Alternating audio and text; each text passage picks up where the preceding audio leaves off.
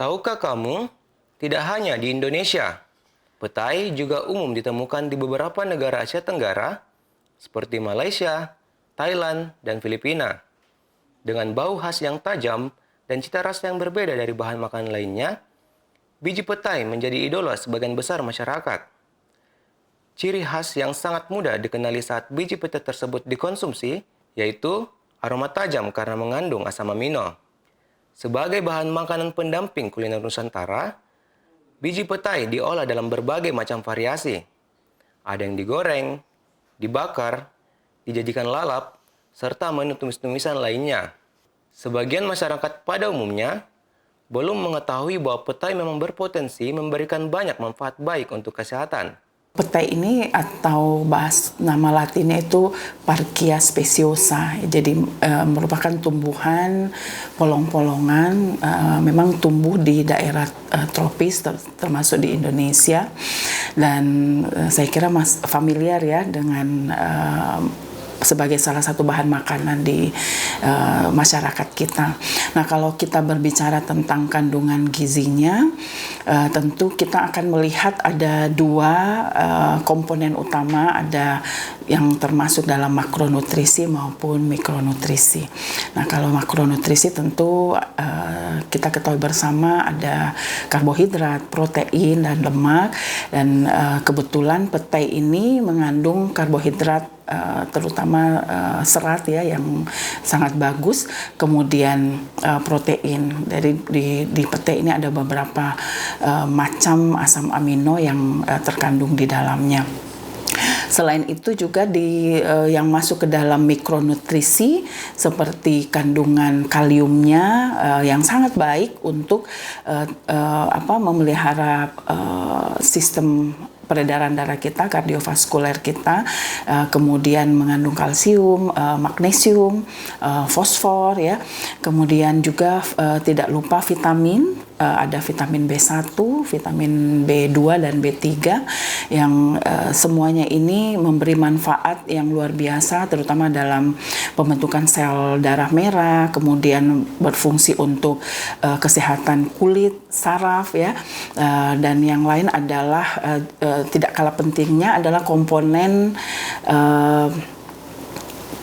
antioksidan yang ada di dalamnya. Jadi kebetulan petai ini menurut penelitian mempunyai kemampuan untuk menangkap radikal bebas yang masuk ke dalam tubuh kita karena kandungan antioksidannya. Jadi seperti ada terpenoidnya, ada fenol, flavonoid ya, dan bahkan penelitian beberapa tahun terakhir terkait dengan petai ada yang menggabungkan antara kulit petai dengan biji petai sendiri.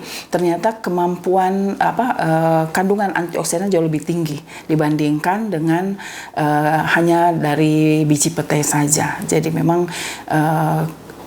kalau kita melihat bahwa petai ini sebagai salah satu bahan makanan, bahan tambahan makanan ya, jadi tetap kita mempertimbangkan keseimbangan gizi. Jadi kalau misalnya di masyarakat kan petai ini banyak sebagai tambahan pada misalnya makanan kita buat tumis udang ditambur petai ya, sangat lezat. Kemudian mungkin pakai sambal petai ya, tetapi memang tergantung cara pengolahannya. Jadi cara pengolahan petai sangat penting karena akan mempengaruhi kandungan nutrisi seperti itu.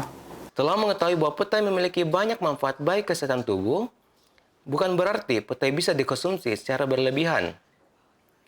Mengkonsumsi petai dalam jumlah berlebihan tidak disarankan karena beresiko merusak ginjal. Mengkonsumsi petai harus dibatasi, sebab tumbuhan ini memiliki kandungan purin. Petai merupakan salah satu makanan tradisional ya.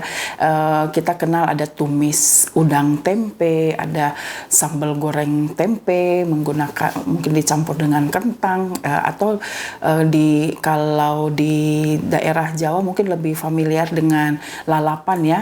Ya, cuman untuk pengolahan sendiri sebaiknya pete itu tidak dikonsumsi dalam kondisi mentah ya. Jadi harus diolah sedikit, mungkin dipanggang ya dengan bersama kulitnya atau ditumis atau dicampur di bahan sayuran karena itu akan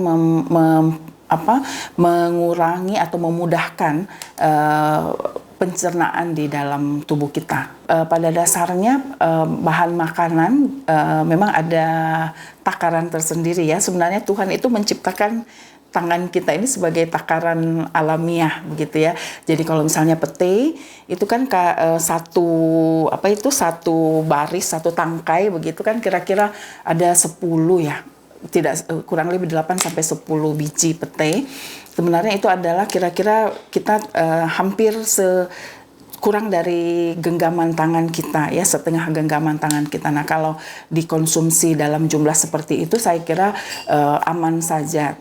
Karena kita tahu bahwa kandungan pete ini misalnya kalsiumnya, kaliumnya ya khusus pada mereka yang mengalami gangguan pencernaan atau gangguan ginjal itu memang harus berhati-hati.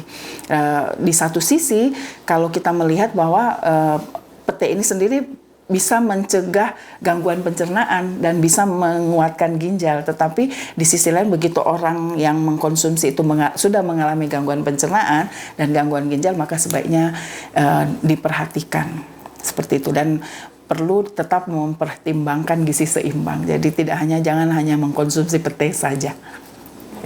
Selain membatasi jumlah petai yang akan dikonsumsi, hal lain yang sangat penting yaitu memperhatikan cara pengolahan petai, karena akan sangat mempengaruhi kandungan nutrisi pada biji petai tersebut. Nuri Nurhayati, Evan Surnaldo Linting, Unhas TV.